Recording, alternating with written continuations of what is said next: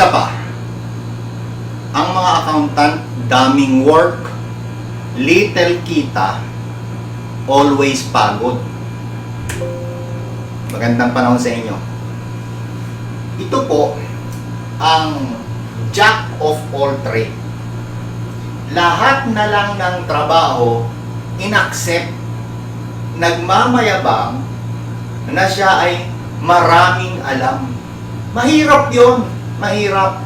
Tingnan nyo, kung ikaw yung accountant, bookkeeper ka na.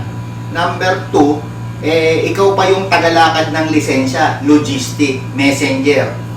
Pang-apat, tagagawa ka ng voucher, typist. Pang-5, ikaw yung nagne-negotiate sa BIR, negotiator ka. So, ang daming trabaho ng isang CPA. Siya nga pala, itong lecture kong ito ay para pagbuklurin ang mga accountants, bookkeeper, consultants. At hindi lang yan, kasi marami nagtatanong sa akin, Sir, financial accountant ako, managerial accountant ako. Social worker ako, Sir, nurse ako. Pwede ba ako maging tax consultant? Pwede ba ako maging tax accountant? Pwede po. Kasi ang taxation po ay para sa taxpayer. So walang distinction. Lahat pwede. Kasi ang taxpayer, pwede siyang maging tax consultant sa sarili niya, pwede siyang maging tax accountant sa sarili niya. So kahit na ikaw ay social worker, pwede kang maging tax accountant sa ibang tao dahil naranasan mo na maging tax accountant sa sarili mo.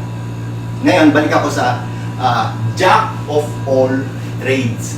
Hindi dapat ganyan ang serbisyo ng mga CPAs.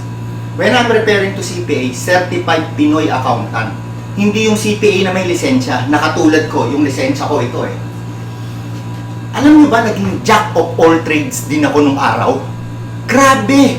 Pagod na pagod ako, ang daming work, little ang kita, at saka always pagod. Gusto niyo ba yung maranasan? Ako, ayoko. Kaya ini-invite ko kayo. Natigilan nyo nang na maging jack of all trades. Kailangan meron kayong espesyalisasyon. Specialize kayo sa ganitong transaction para mas malawak po yung inyong makukuhang hanap buhay. Kayo lang yun eh. Di ba? Ikaw, pupunta ka ba sa doktor na alam mo yung doktor na yan ay doktor kwakwak? Nakagagamot daw? O pupunta ka ba sa doktor na ang espesyalidad ay sa mata? Samantalang ang sakit mo nasa lalamunan o nasa tenga. Siyempre hindi. Pag ang sakit mo nasa lalamunan o nasa tenga, pupunta ka sa doktor na espesyalidad sa tenga o sa lalamunan. Hindi ka pupunta sa doktor na ang espesyalidad ay sa mata. Ang mga accountants na itinetrain sa mga universities at mga colleges ay ginagawang espesyalidad sa Philippine Financial Reporting Standards. Hindi sa tax code ha. Ang labanan, tax code.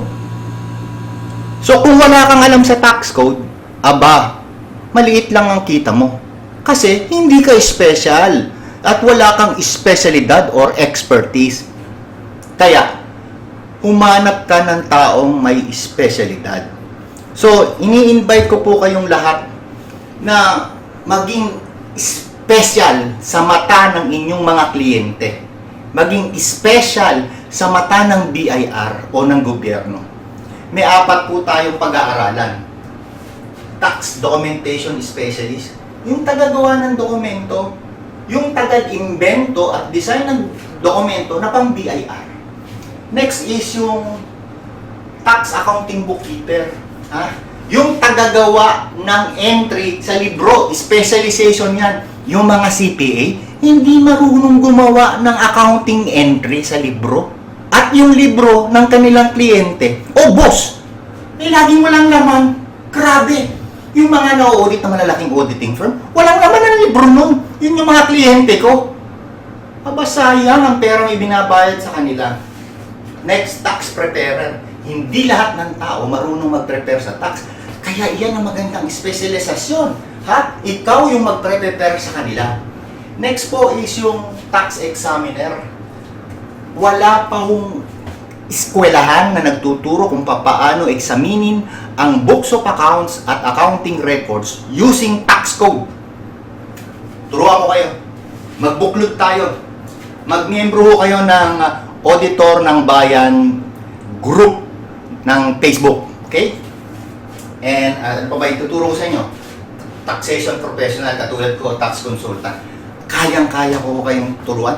30 years na po akong ganitong nasa larangan ng tax consulting at kaya ko kayo.